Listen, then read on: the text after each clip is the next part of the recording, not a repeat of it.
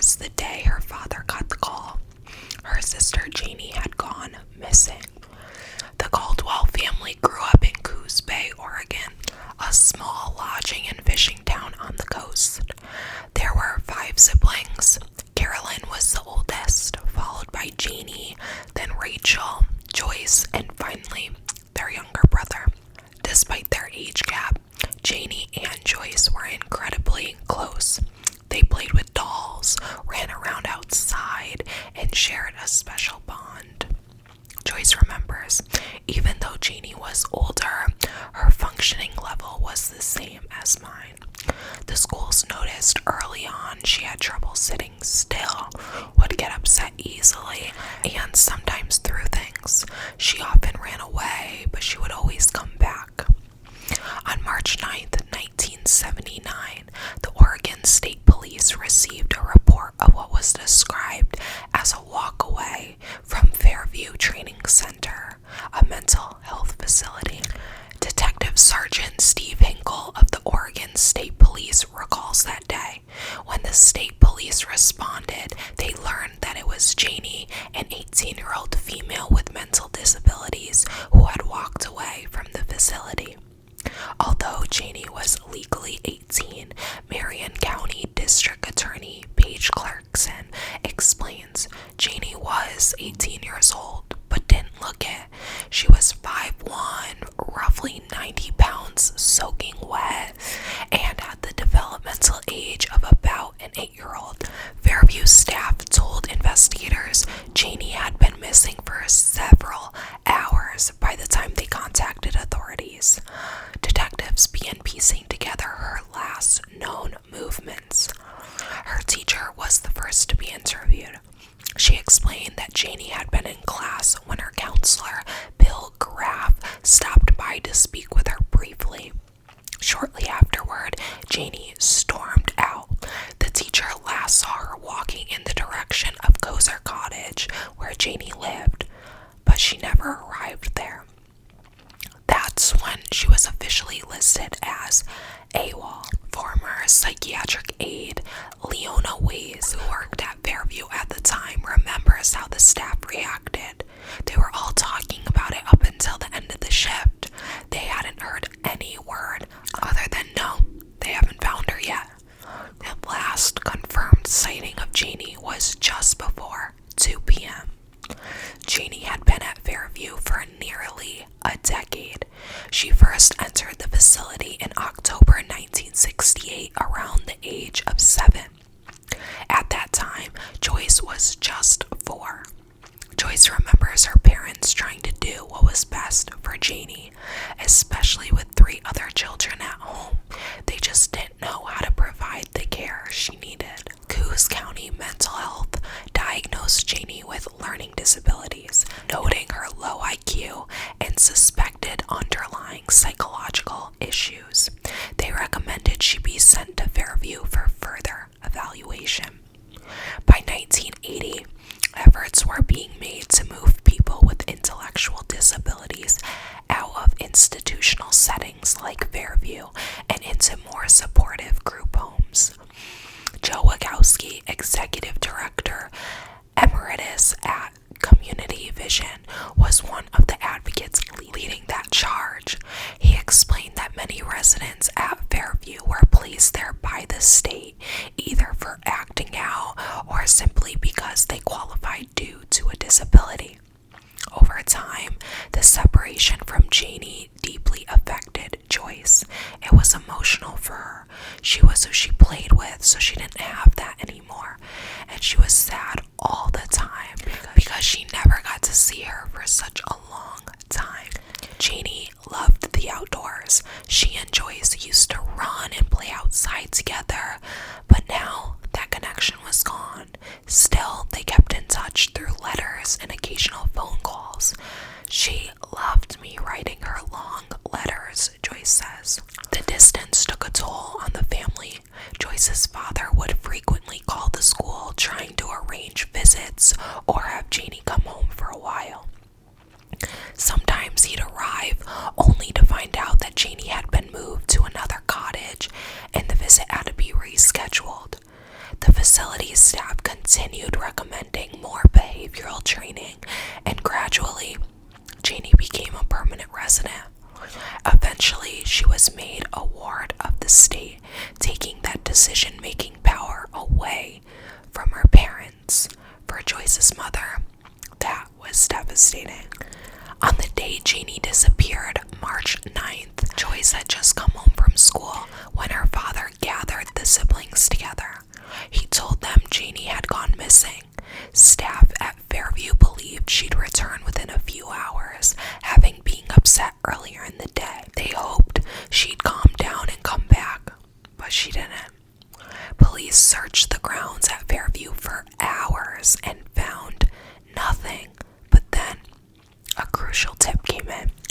Leona Ways, who had worked at Fairview for about 3.5 years, said March 9th had started like any other day. Her shift was from 3 to 11, but she usually left home shortly after 2. But as she turned onto the main driveway toward the campus, she saw something that caught her attention. There was a young girl she recognized as a resident, though she didn't know her name. A man was walking near her, and something about the scene felt off. I don't recognize him, Leona thought. This is kind of fishy. Why would that man be out of his car? What is he even doing getting close to her? Leona debated whether to stop. She wanted to, but Fairview had strict rules against staff picking up residents. So instead, she continued to her cottage and immediately called security. Security responded, but by then, no one was there. As the investigation progressed, the witness statement became critical. Police determined the girl Leona saw was likely Janie. They obtained a description of the man she was talking to. He was wearing a t-shirt tucked into mustard or tan-colored pants, estimated to be around 35 to 40 years old, with a pot belly about 5'10 to 5'11, and had light brown or blonde hair, described as shaggy and in need of a haircut. The car was described as gold, mid-size, 4-door sedan. It was now clear to investigators Janie may not have just walked away. She was seen talking to somebody, and that someone may have taken her. Fairview had hundreds of employees and no restricted access to the facility, which meant, in theory, anyone could have been there that day. Detectives zeroed in on the last known person to speak with Janie, Bill Graff, her counselor. Bill was someone Janie trusted, someone she had a close relationship with.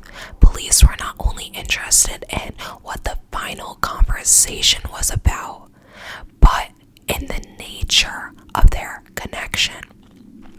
Bill met Janie in 1977 or 1978 when he became her one-on-one therapist. He described working with her as being like working with a 9-year-old. She liked to color, didn't know how to read well. She was kind, loving, and capable. She had a lot of skills, he said. She would clean up where she lived. She would wash and dry dishes. According to Marion County District Attorney Paige Clarkson, Janie was like many patients at Fairview, people who could have lived in less restricted environments where they could learn to be more independent. At the time of her disappearance, Janie was 18 and living in a group home with other Fairview residents. Just a few months earlier, she had been living in a house nearby with another young woman named Cheryl. But things took a turn. Bill explained that the two girls got into some kind of altercation.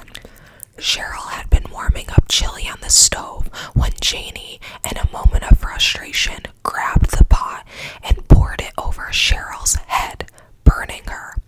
This kind of reaction, while alarming, wasn't entirely unexpected for Janie. She struggled with managing her emotions and responding appropriately to conflict.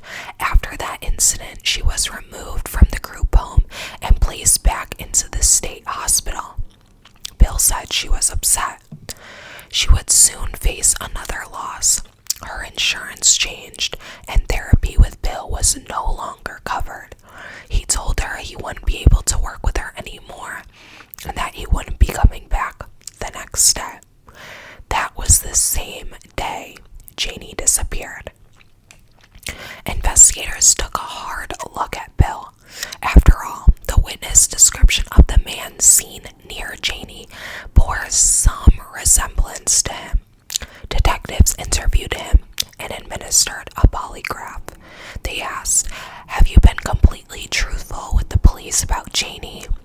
And was the last time you saw Janie on Friday morning when you left Fairview?"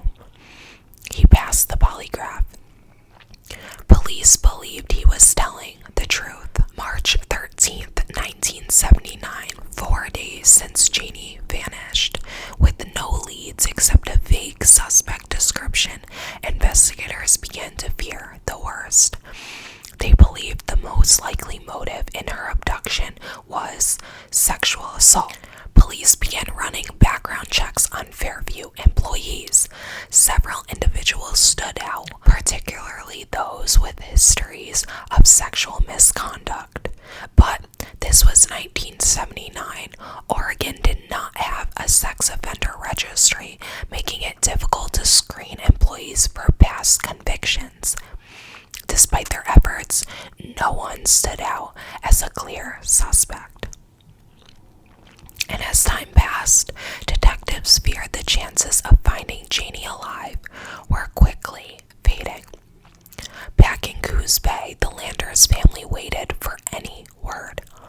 Joyce had just turned 14. She remembers asking her dad every day if he's heard anything, always hoping he'd say Janie had come back. But each time, his answer was the same. No call. They're just looking. Joyce kept praying her sister would return. March 14th, 1979, Silver Falls State Park, 5 days after Janie went missing. A local landowner was checking the edges of his property near the highway when he saw something in the brush. It was the body of a young female discarded at the edge of a farm field. Authorities had only one missing person in the area. It was Janie. She was found face down with one arm near her face and blood visible on her neck. She had been stabbed, but not there. The scene suggested her body had been moved and dumped.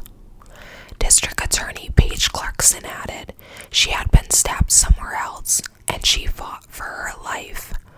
Police canvassed the nearby area and spoke to local homeowners, but no one had seen anything. No new leads emerged. Back at Fairview, Leona Ways, the psychiatric aide who saw Janie and the strange man that day, was devastated.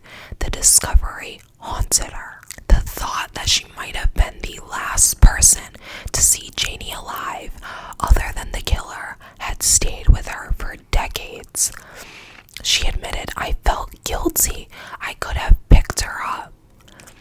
Even Bill Graff was tormented by thoughts of what might have happened. That man with the knife, hurting her, killing her. It hurts. It still hurts. When the Landers family received the call, Joyce knew something was wrong. Her father's voice carried a weight she hadn't heard before. He gathered the children and told them that Janie's body had been found. It looked like she had been murdered. Joyce didn't want to believe it. Not her sister, not like that. She remembers how the first call about Janie had downplayed the situation, just that she was missing, nothing serious. Even though staff knew Janie had been seen talking to a stranger, no one told the family until after her body was found. It felt to her like a cover-up. Joe Wachowski, then executive director, later admitted at some point during the day they had a pretty good indication that she wasn't coming back, and they should have disclosed that to the family. March 15th, 1979, the autopsy provided critical details. Janie's stomach contents matched was served at Fairview's noon meal on March 9th. That told investigators she was killed shortly after she was last seen. The official cause of death: blunt force trauma to the head. In 1979, forensic tools were limited. There was no DNA testing. Investigators relied on hair and fiber comparisons, blood typing, and fingerprints. Among the evidence collected, they had one of Janie's earrings, the other was missing, and 4 hairs clutched tightly in Janie's fist. The autopsy also revealed something else. Janie had not been sexually assaulted, but the killer had still targeted a vulnerable young woman, someone who functioned like a child, and that told investigators something important. Whoever did this was someone who preyed on children or young women. March 22nd, 1979, 8 days after Janie's body was found. With public awareness critical to solving the case, police turned to the press, specifically the Statesman Journal. The newspaper became the main vehicle for sharing updates and asking the public for help. Thanks to Leona's detailed witness statement, detectives felt confident enough to bring in a sketch artist. Soon, Janie's story and the sketch of the unknown man appeared in newspapers across Oregon. 2 women who worked at the Fairview food cart were reading the paper when they saw the composite sketch released by police. It showed the man last seen speaking with Janie on the day she vanished, March 9th, 1979. They both recognized him.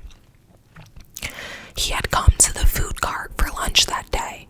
They didn't know his name, but they knew he had been there just hours before Janie disappeared. Unfortunately, that was as far as their information went. Even after the autopsy and multiple search warrants, detectives still didn't know who the man in the sketch was. With no concrete leads, they shifted focus, looking again at those in Janie's circle who may have had motive. As they built a timeline of Janie's final days, investigators revisited an incident involving Cheryl, another resident from the group home. Janie had caused serious injury to Cheryl during an altercation. Cheryl had a boyfriend named Ray Wright, and Ray didn't like Janie. He was reportedly furious over what had happened to his girlfriend. There were even rumors that he had threatened to kill her. May 1979, 2 months after Janie's murder, investigators brought Ray in for questioning. On the surface, Ray had motive, but during the day he denied killing Janie, and Cheryl, who also had developmental struggles, wasn't able to provide consistent information. Neither of them could clearly account for their actions that day. Eventually, without evidence to link Ray or Cheryl to the crime, they were ruled out as suspects, and over time, the leads dried up. By 1980 or 1981, the case was put back on the shelf. As the years passed, the files sat in storage, unsolved, unanswered, another cold case. But Janie's family never stopped asking questions. Joyce, now growing into adulthood, continued to call Oregon State Police. Each time, she got the same response. It's a cold case. These things take time. Years pass, then a decade, then 2. In 1989, 10 years after Janie's murder, a tip came in. Some neighbors who once lived near Cheryl and Ray told Salem police they remembered something Ray had said around the time Janie disappeared. They claimed they had heard him confess to killing her.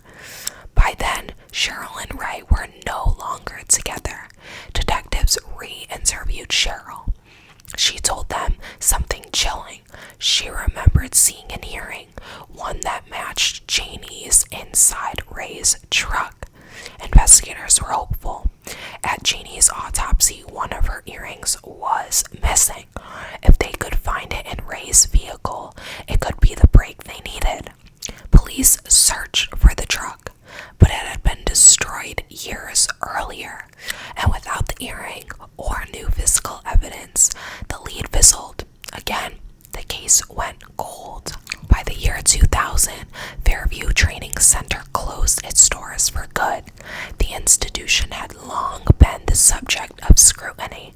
Residents' rights had been violated.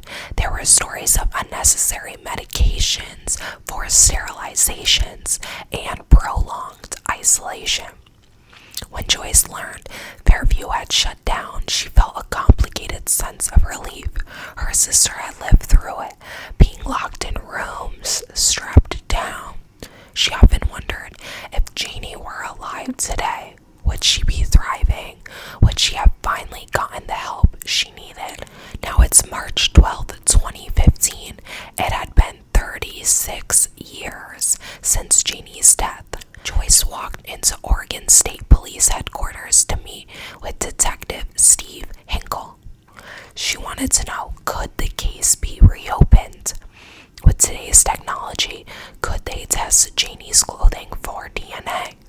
Steve agreed to take another look, but the odds were against them. Over time, evidence degrades, people pass away, memories fade, and Fairview, the crime scene, no longer existed. Still, he began piecing the case back together. He started with the autopsy report and the photos from the scene. The wounds were brutal. Deep stab marks, defensive wounds on Janie's arms, and one detail stood out. There was no hilt abrasion on her skin. The hilt is the part of the knife that prevents the hand from slipping onto the blade. To Steve, that detail mattered because during such a violent attack, especially with no hilt, it was very likely the killer had cut himself, leaving behind blood. There might still be DNA on Janie's clothing. An expert in blood stain pattern analysis reviews Janie's original case file. Her clothing, preserved in paper as it should have been, was submitted back in 1979 for blood testing, but only for blood type, not DNA. Now, the blood stain pattern analysis searched Janie's shirt for any transferred blood stains that didn't match hers. The blood stain pattern analysis focused on places where a killer might have touched, like the back if they'd picked her up or carried her. She isolated 4 stains and sent them for testing. April 5th, 2016, 9 months after the shirt was tested, Steve got a call. The lab had found a DNA profile, a male unknown, but definitely not Janie. Now, they had a real suspect. April 6th, 2016, another call. This time, a match. A hit in CODIS revealed the DNA belonged to Gerald Dunlip. Dunlip was a convicted sex offender. His criminal record began in the 1960s when he was sentenced to 99 years for R-wording a young girl in Tennessee. But in 1973, he was paroled. A few years later, he was hired at Fairview Training Center, working in the laundry department. Payroll records confirmed he was on the clock the day Janie went missing. Detectives dug deeper. Every worker in the laundry room had a 2 p.m. break, the exact time Janie disappeared. A former supervisor told Steve he eventually fired Dunlip after he inappropriately touched a female patient. And in the early 1990s, Dunlip was arrested again, this time for sexually assaulting his step-granddaughter. That conviction sent him to Oregon State Prison, where his DNA was entered into the national database. Detective Hinkle then found an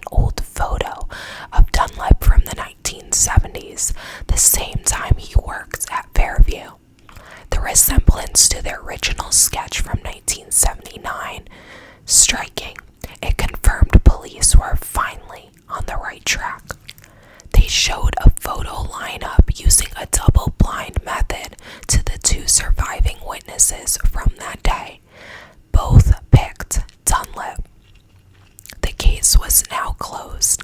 They had their man, but justice came too late. Gerald Dunlap died in prison in 2002. When police told Joyce and her father, they were grateful to finally have answers, but devastated it had taken so long. Joyce later said the justice system failed. They let him out, and that gave him a free card to harm someone else and eventually murder my sister. After 37 years, the mystery of Janie Lander's murder was finally solved. Her family never gave up, and neither did the detectives who carried her story forward.